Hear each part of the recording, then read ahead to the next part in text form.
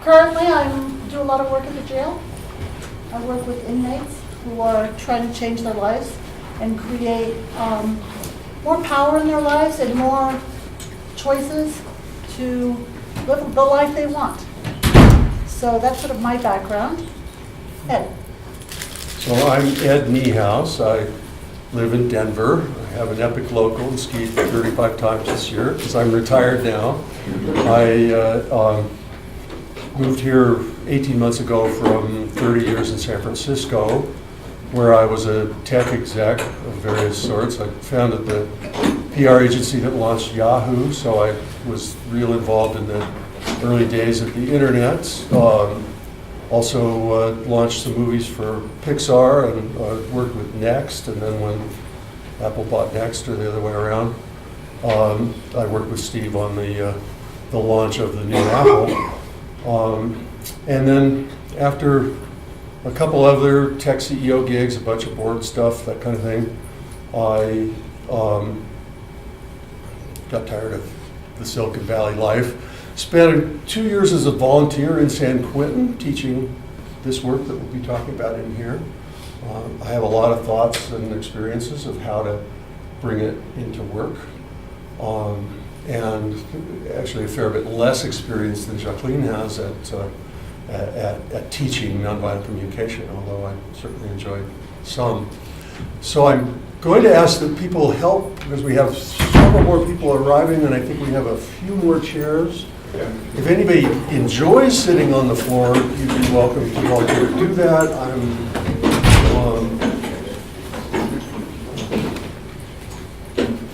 And maybe what I'll say is that before we start, if you could all I'm turn your thinking I'm going to phones want one of off. them, so we could have, there's another chair. Yep, that's done already maybe, because you were in the other session.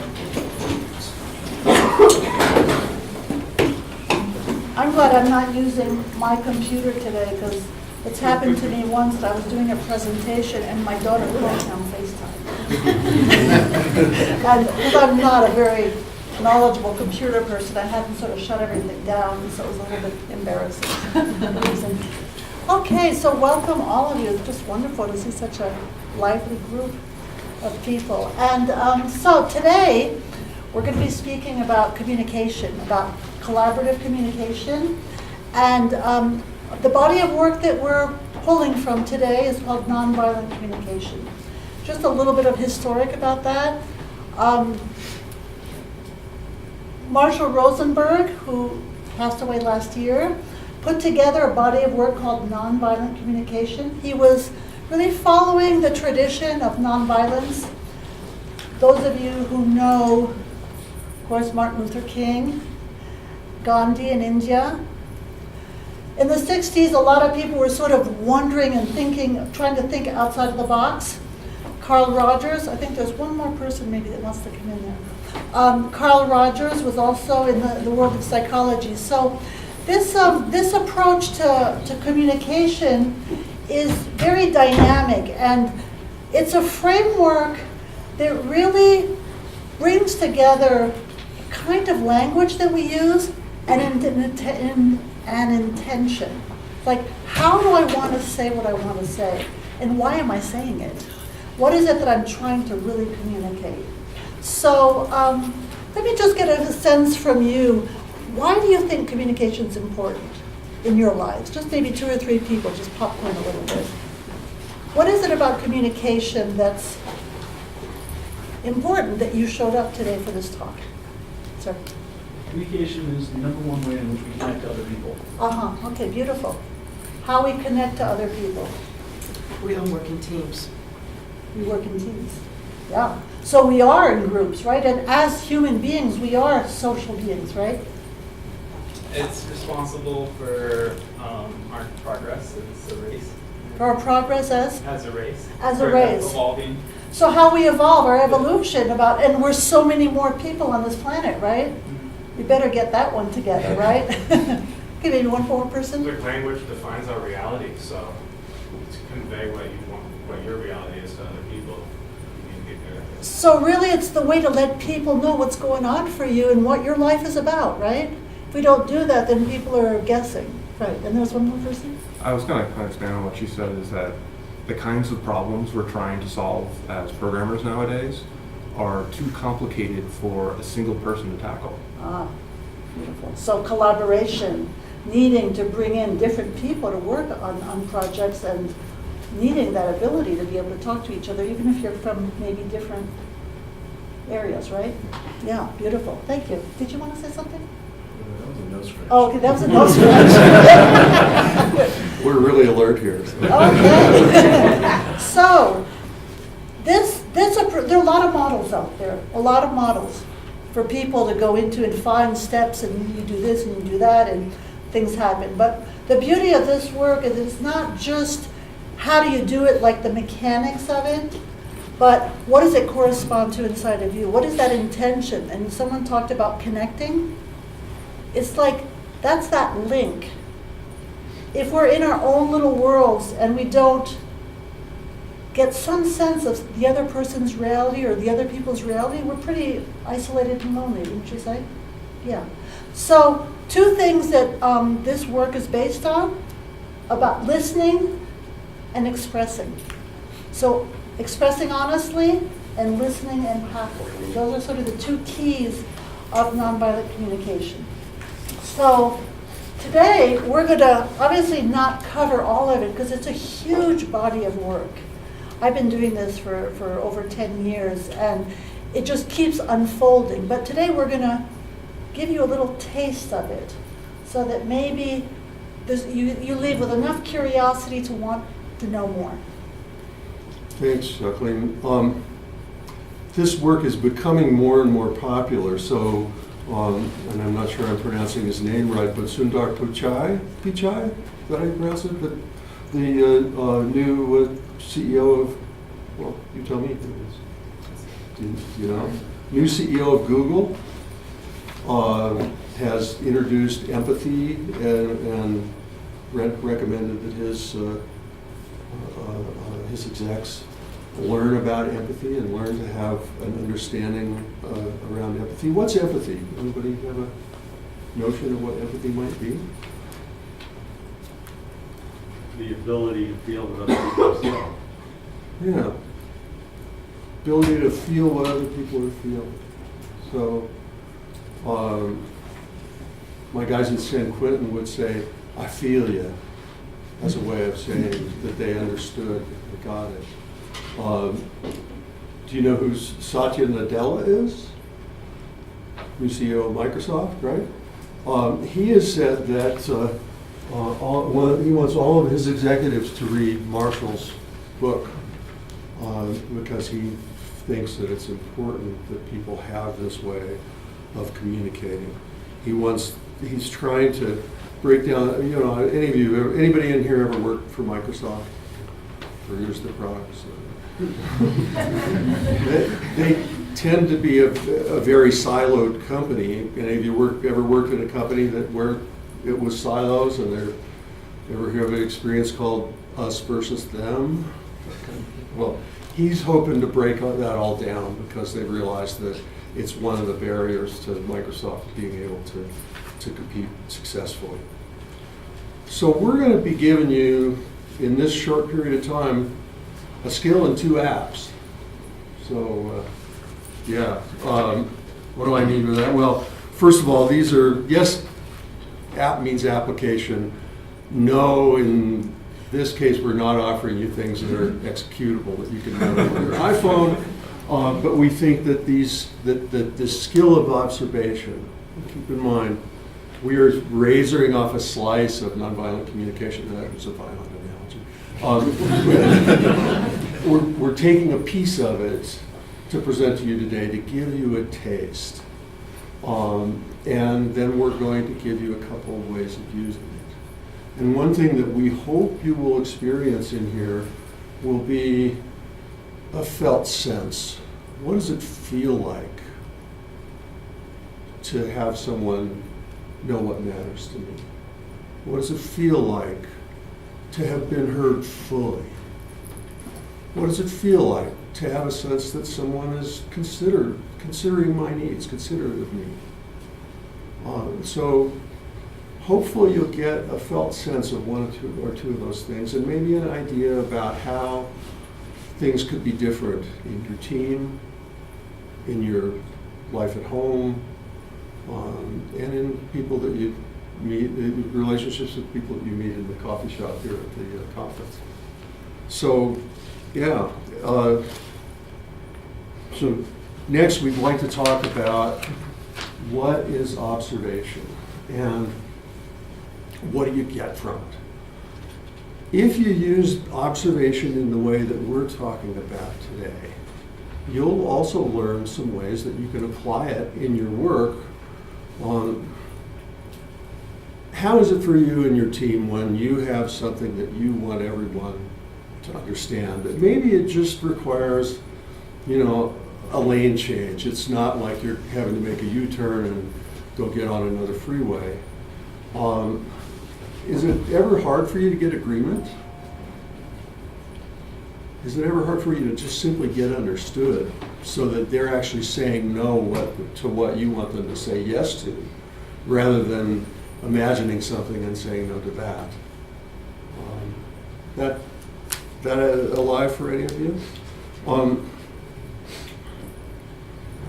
Sometimes you have difficult messages to give to people. This will help you make them easier to hear, and easier to deliver, and easier to receive if you can use this frame of observation.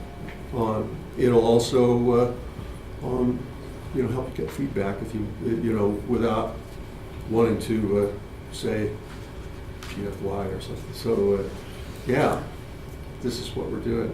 So a bit of differentiation from Jacqueline. So, I do like to stand up, I have to say.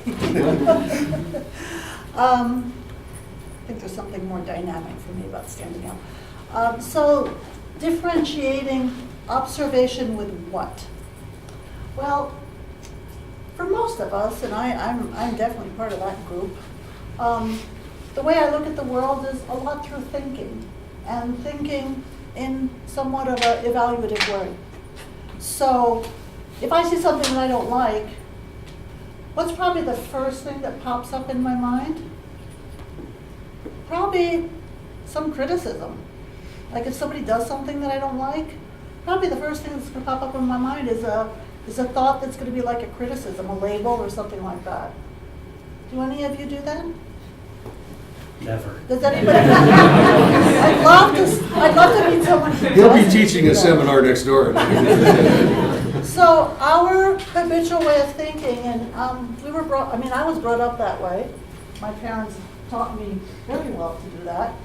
And so how do we differentiate when we're in observation? And what do we mean by that? So if I say observation, I'll just throw that word out to you. What is it? What comes up for you? People watching. Watching? Yeah? Okay. Anybody else? Seeing without judgment. Okay, beautiful. Seeing without judgment. Observing the environment. Observing the environment. Observing without jumping to conclusions too. Okay, beautiful. Observing without jumping to conclusions. And you? Gathering data. Aha, gathering data. Okay, great. So what we see, I'm going to ask you this, but I know I'm more visual than anything else. I know some people are more audio. They take things in more through their sense of hearing. Some people are very kinesthetic. You are? I resemble Yeah. that. But I think we live in a culture that's pretty visual. And of course, for the kind of work that you all do that I think I know, programming, right? It's visual, isn't it? A lot of it is visual, so you're using your eyes a lot. So can we say that observation is the ability to see and think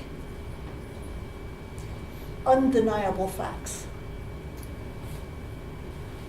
So, okay, so whereas evaluation, interpretation, judgment, assumption is all through sort of our own personal filters, right? Whether they're personal, cultural, all the different backgrounds that we all have in this room, we're going to use that to sort of look at reality.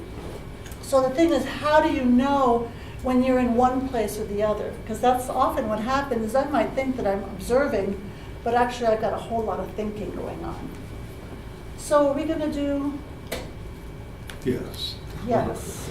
Yeah. Thanks. I want to just say something from my experience of Silicon Valley for all those years. I've always really enjoyed being in the company of engineers and programmers, and part of it is that this observation thing is interesting because often, maybe this is true for you, in an area of your expertise, it can be difficult to have in your hearing anything said that isn't factually true in your area of expertise. And I like the kind of interaction that gave because it was often very direct. And also, so it might inform you for observation when I do this. What did you notice? What did you notice? Anybody? Your eyes. Your eyes. Notice my eyes. Okay. What else? Draws everyone's attention for a second. I drew everyone's attention for a second. What else? Surprised a lot of people. I'm having a little trouble here. Just speak up. Surprised a lot of people with a laugh. Oh, I surprised a lot of people. Yeah. Okay. And what else? Big hands. The hands. I was going to say the cat looks kind of cross-eyed. The cat looks I meant to mention that too. We can get around it. Yes. Your arms, the back, and neck were tense. My arms and the back of my neck were tense. Okay. Outward facing, not inward facing. That I was outward facing. Yeah. So this is why I said that I like working with engineers. You know, most of the groups that we've done this for would see this and guess that I was surprised or excited or crazy. And did you notice that what we got from these people? I did. Best I can tell, every single one of them was describing what you saw. How cool is that? You're a long way along on this model. I'm really excited about it because so often people confuse So if I said, you were shocked to you, if you had done, well, why don't you all do it now? Oh, come on.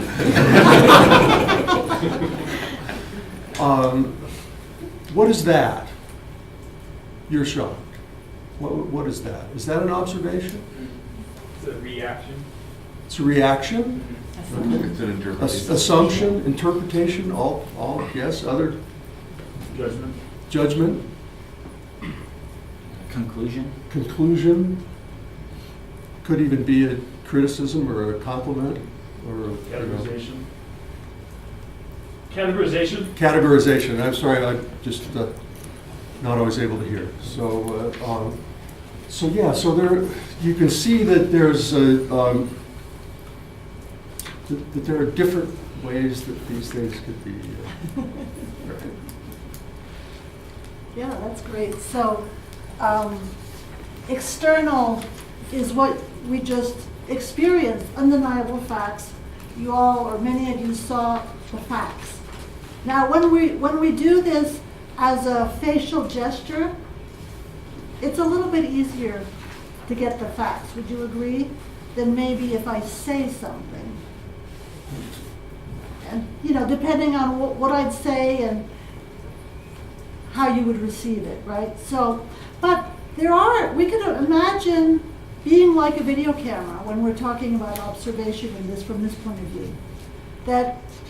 So when we're thinking about human behavior, and that's where we're going to be eventually going, but what is it that we see people, or what is it that we hear people say, see people do?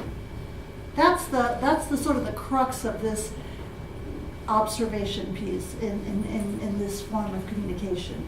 So the other kind of observation that we're wanting to speak about is, what do I observe inside of myself?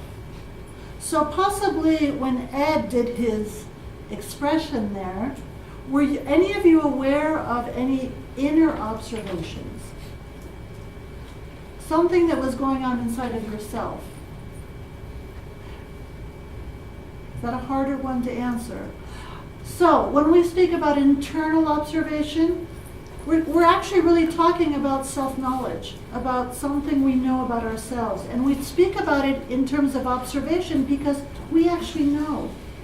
Do you know when you're upset? Do you know when you're happy? When you get excited? Is that something that you can usually recognize within yourself? I'm seeing lots of nodding. Okay. So when I see that in somebody else, somebody did say, "You're surprised." I think that was maybe the only word that was there a little bit that we could use as an evaluation. I think they said you surprised a lot of people. You surprised a lot of people. Yeah. Okay. But if someone had said to Ed, "You look terrified," or "You look excited," I couldn't see you from the front, so I wasn't quite sure. I look great. So if someone would have said to him, "You looked excited," can we really know if Ed is feeling excitement inside? Can we say that for a fact? No. We could guess that, but we could maybe ask him, but we can't. But can I say that about myself? Maybe. Maybe. I mean, when I feel it, for example, I got a little nervous this morning. There was a mix of excitement and nervous in me coming here. I was like, God, I'm going to be with all these really smart people, and I just barely know how to use my computer. Well, now I'm finding out that maybe some of you are in that situation too. But I was feeling a little nervous and excited, and that was information I was getting from my body. Does that make sense? Do you see sort of the differentiation between internal observation and then external is more undeniable facts? But the personal information that I'm getting from myself is also an observation that I can have for myself, and then I can decide to share that with someone or not. So let's see, anything else we want to? I think we're going to play. I think we've talked about it. Yeah, we're going to play, and one of the things, I guess this is what it must feel like to start a restaurant. I don't know if you've had any of you, because you go buy some food and you think, well, I wonder how many people will come, and you open the doors, and and so I knew that Evie was coming and bringing her friend, and of course it worked out there were two of the three people who didn't get chairs, or ran out of chairs. The music stopped, and there you are, there's no chair. So, Ed, were we going to do it? And now we have quite a few people. So we're going to figure out how to do this. All right. And we're going to do groups. So I think what we're going to do is geographical Just groups. geographical groups. Yeah, so maybe groups. So if you could bring up the Google Mapping app, and So I have vaguely counted that there's probably close to 50 people in the. Okay. So we could do groups of. She's going to do the math. Let's see. We could do 6 or 7. How many sets do you I have have? 10. 10. I have 10. Wow. So we're good. Wow. Okay. Yeah. So let's do groups of 6 and see where that takes. Groups of 6. So what I would suggest is that, just as an example, you 6, you can turn around. You can turn around and then create a little circle, and then I'm going to, you all can do that. And if you're sitting next to a buddy and you just really want to be with that person, it's okay. So please be aware, if you're like I am, and kind of create a landfill around where you're sitting to not trip over somebody else's stuff or your own.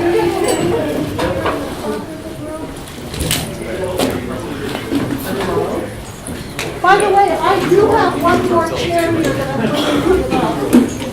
If somebody needs a chair. Chair for sale.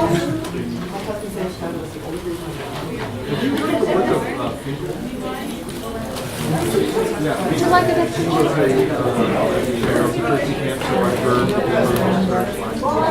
Oh, Frankel. Yeah, Victor Frankel. Yeah. Love it. Yeah.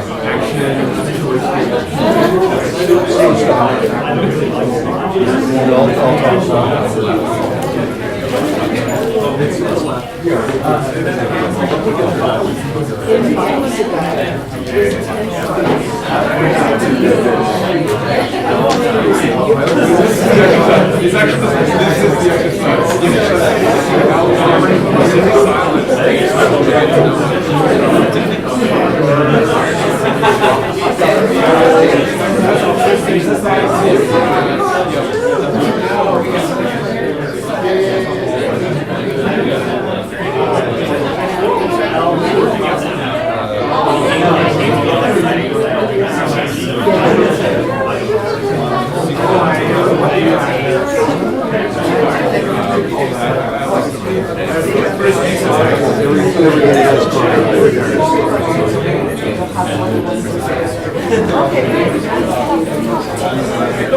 Okay, can I have your attention back for a moment?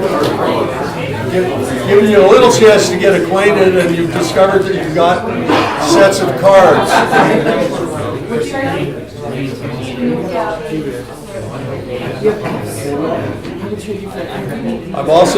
I also teach this work in a third, fourth, fifth grade class. No, second, third, fourth.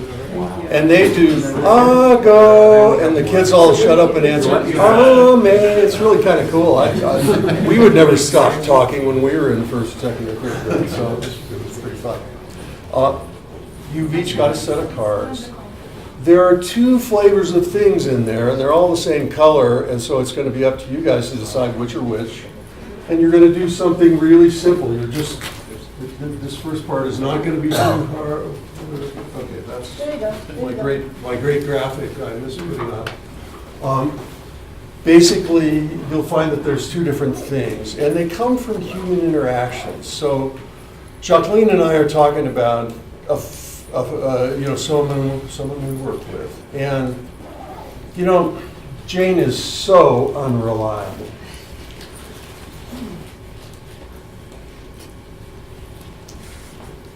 I guess did she miss her appointment today with you? She missed her appointment. So the difference between those things, Jane was 5 minutes late to her appointment, is different from Jane is so unreliable. How? One is data. One is Data. is data. One's an observation, and the other is a judgment. Okay, so you will find that you've got these 8 cards. If you just would set them out in a column and figure out which, I guess there's 16 cards in the pack. Yeah, Yeah, there's 16 cards. Set all the one, to work together, split them up, and work together to come up with the column that are all data, and then align with them the judgment that arose out of that. Am I doing that in the right order? Well, No, do it the other way. Start the judgment. Lay out all the ones that are judgments, and then put next to them all the observations.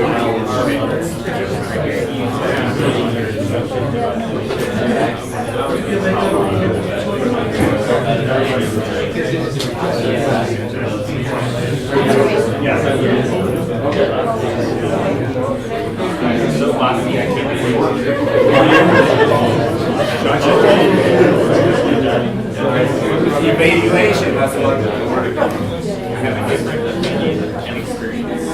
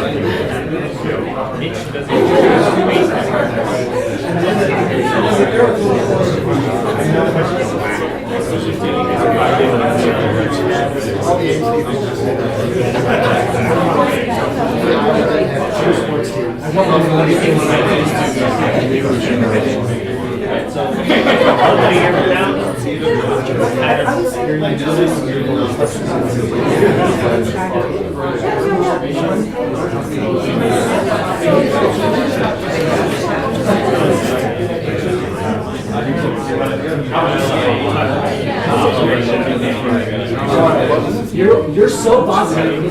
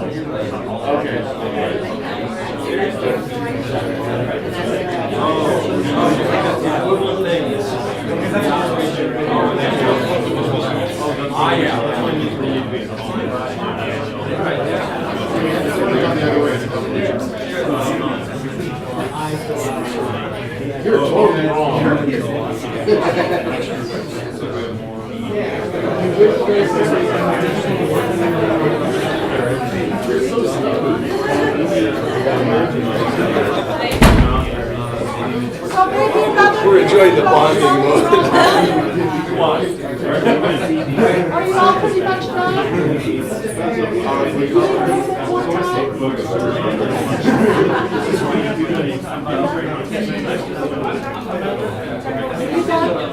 So were there any of these that were ambiguous to you? What was an example that was ambiguous?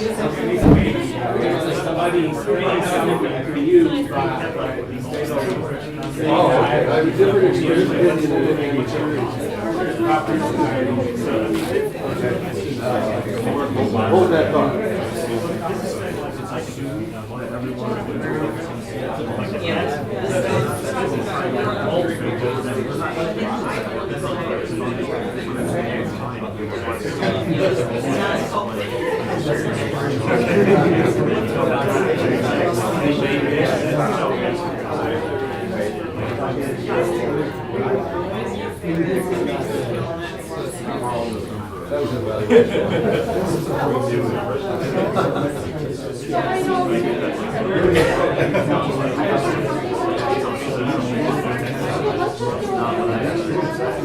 That was everybody finished? Anybody not ready to go to the next step? Anybody not ready to go to the next step? Okay, so here, there's still working on it. Just a sort, separate. You guys still working on it? Separate the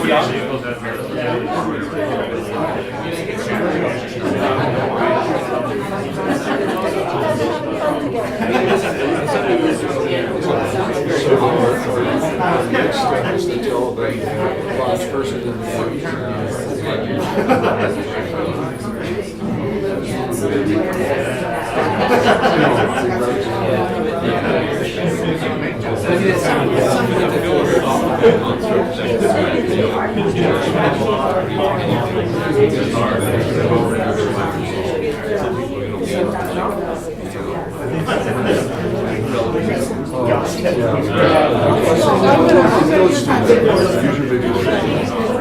Okay, 30 seconds, and then I'd like everybody to bring their attention back to the room, but staying in your circles, just so we can hear each other.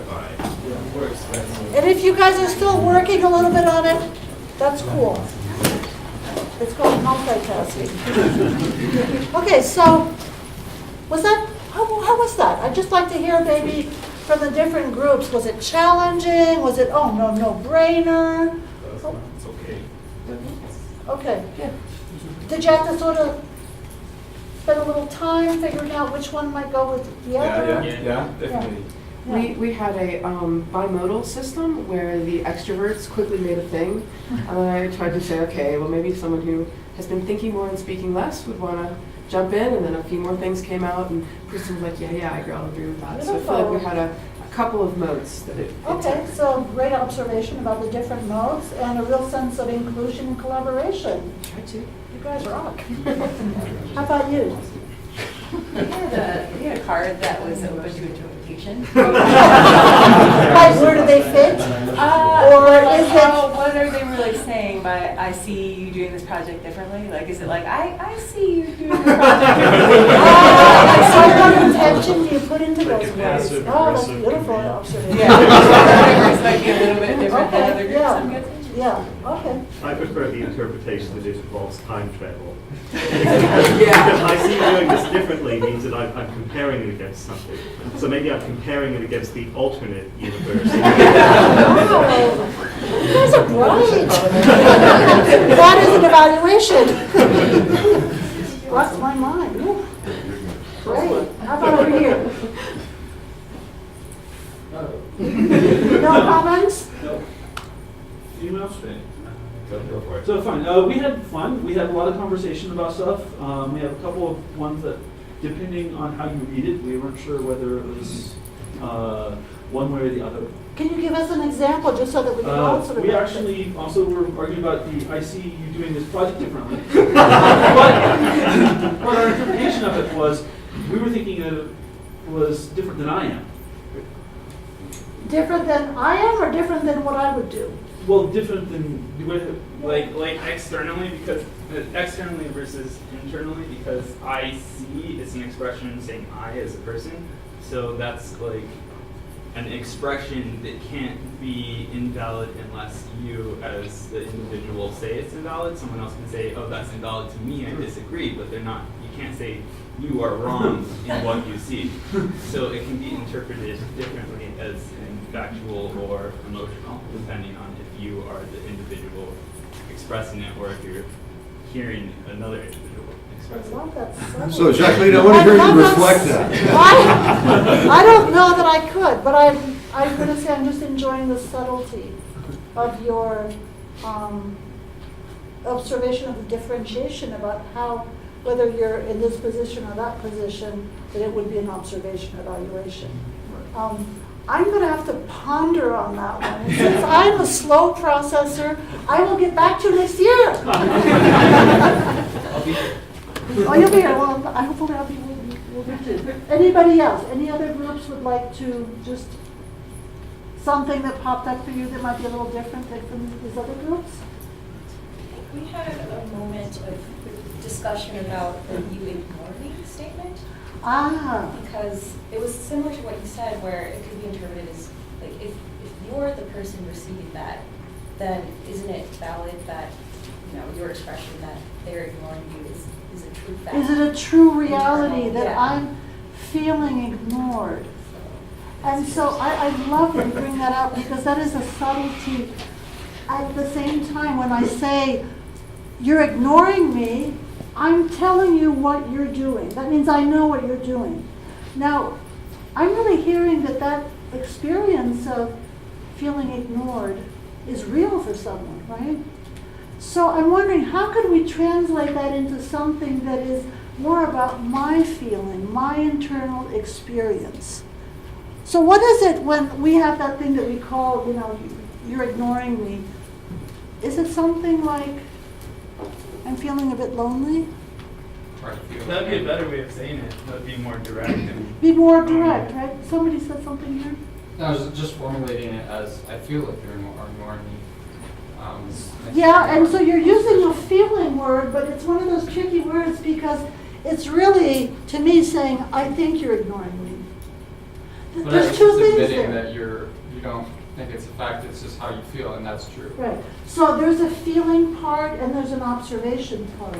So the feeling in observation that you brought up about that phrase, for me would be, I'm feeling lonely, or I'm feeling sad, I'm feeling sort of a sense of emptiness. Frustrated. Frustrated, I mean, that ignoring part could bring up a lot of different things for different people, right? So there's something in NVC, and we weren't really going to spend a lot of time on this part of it, but I'm glad you brought it up, is ownership of what my experience is. And that's what really the internal observation is. And it's real. Now we use the word, sometimes we use words that don't quite build on ownership, like you're manipulating me, you're doing something to me, you are ignoring me. Whereas in this situation, what did you pair it up with? We did come to the conclusion that it was an invalidative statement, but it wasn't as easy as the other ones. Yeah, okay, But right. it was, while I'm talking to you, I see you're looking at your computers. Exactly, yeah. So that's the observation. I just wanted to say that your comments about what it feels like to be ignored brought up a couple of hands, and I just want to check in before. That's what happens when I'm over there. Yeah.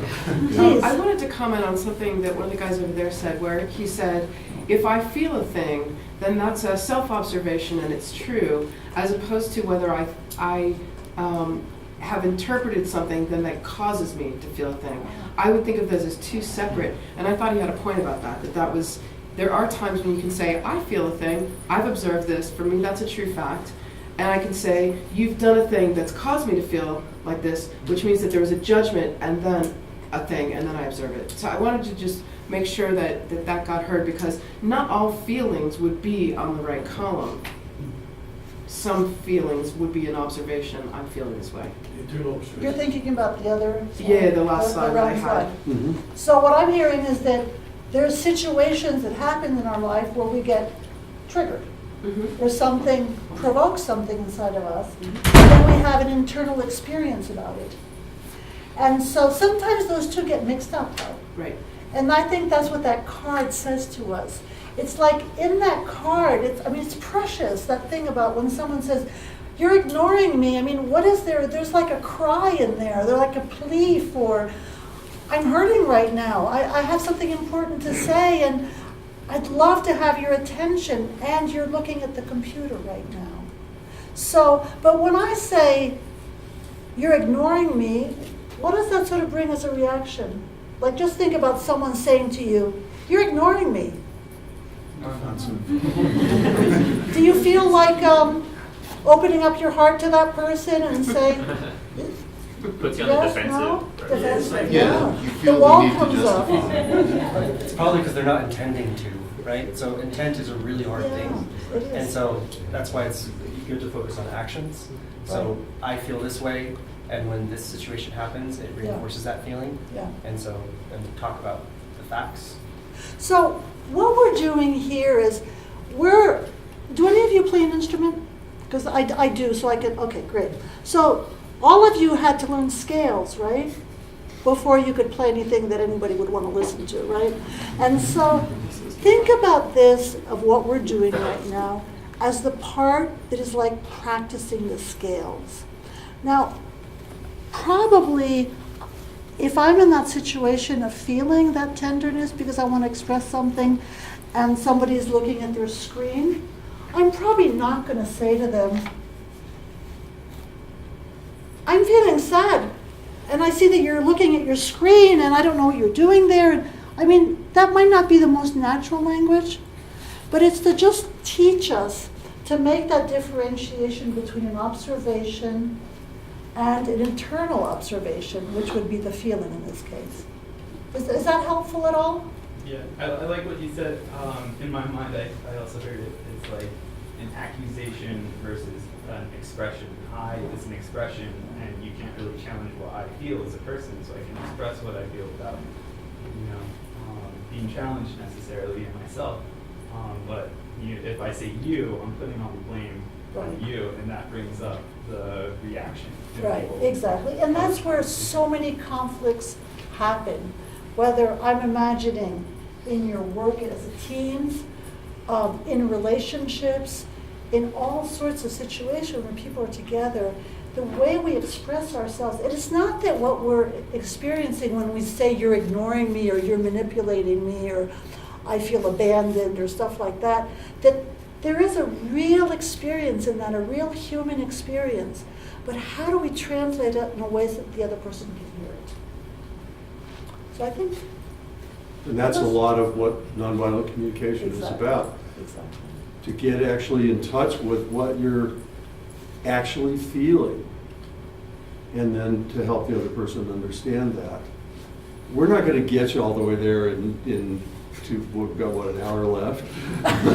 Sorry, I hate to break this to you, but there it is. Yeah. But we are going to help you understand how to separate observations from evaluations, from feelings that arise out of those observations, from reiterations of past experience, from all of those other things. And we'll give you some applications to do it with. We're going to twiddle with the knobs a little bit more and work on A little bit more, yeah. Okay, so staying in your groups. And we do have some paper to give you if you need some. We would like you to think about, come up with a few ways that through observation you could imagine improving your work as a team. Okay, so we've used this tool of the power of observation. So I know that probably some of you don't know each other, you don't necessarily work together, but you all have a reality somewhere, I'm assuming in the work world or in the school world or something, right? Is that accurate? Yeah. So I'd like you to just come up together as 5, 6 human beings sitting together that have a shared reality maybe about the kind of work you do. 2 or 3 ways that you could describe as an observation that would be improving, bringing more of something that you want in your workplace. Is that a clear description of what I'm asking? Is it things we're using observation, we're using observation. saying observations so in that would be, context? Concrete, undeniable facts, things that you would want to bring more of in your life. So maybe it's a way to look at it is this ability that we've provided you with that many of you obviously already have, to differentiate from an observation from an evaluation and choose to express an observation and to withhold the evaluation. That's not that Do you want to give them an example? Well, Have you got one? Well, I'm a slow processor, so I'm thinking now. So she just did, that was a good example, she just did an evaluation. The observation would be she didn't have one. I didn't have one. Let's see. So think about something that's happening in your workplace that you might have had an evaluation about. It could be about somebody, it could be about something that didn't happen the way you wanted it to happen. So identifying maybe an evaluation that you had and how could you translate that into an observation that would make it helpful to, if you were pretending that you're with teammates now, it would be helpful information to get everybody on board.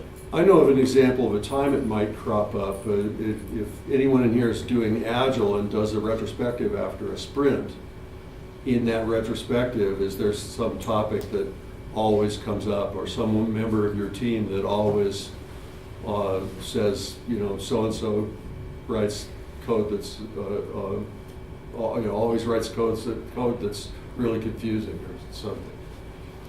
So that might be an example of a time or a situation where if that person simply gave an observation that it might, does that work? Yeah. Does that land? Yeah. Okay, so why don't you take maybe 5 minutes? Yeah. 5 To minutes. sort of Talk it over, we'll see, we'll check talk in it here. over with your group and see, one or two maybe common things that you all can observe. By the way, now that you're all kind of nice and quiet for a moment, usually we bring a bell to go ding and everybody's attention comes. So this is your bell. Because I forgot to bring my other one.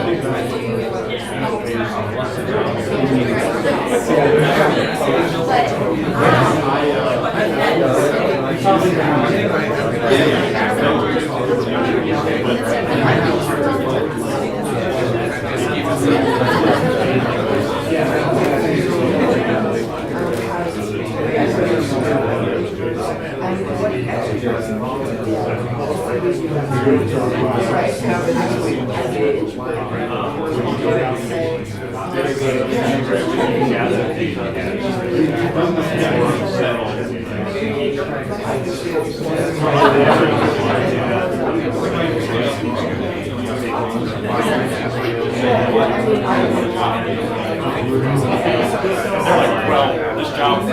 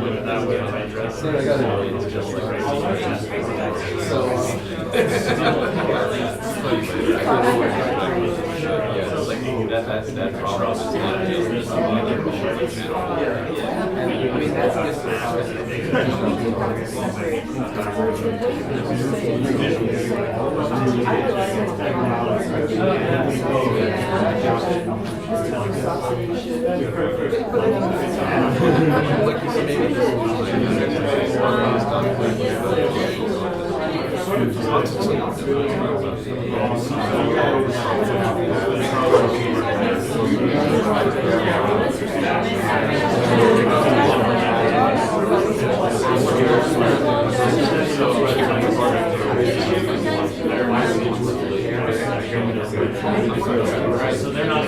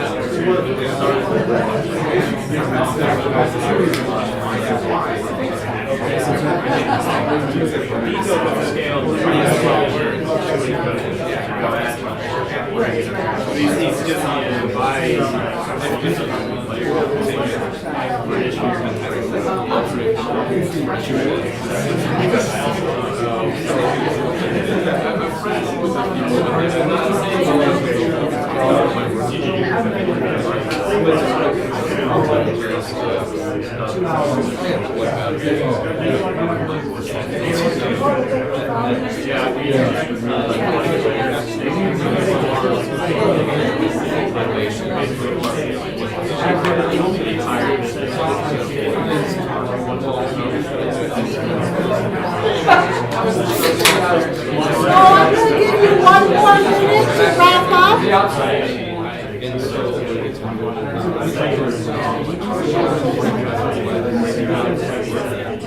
Well, I was gonna say, but the thing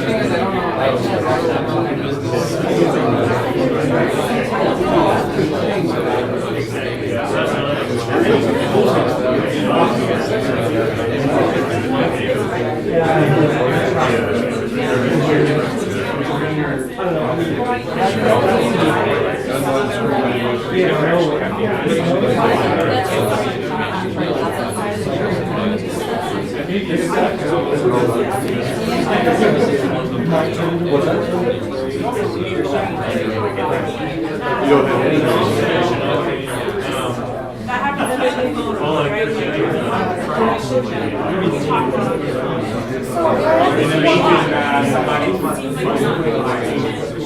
So,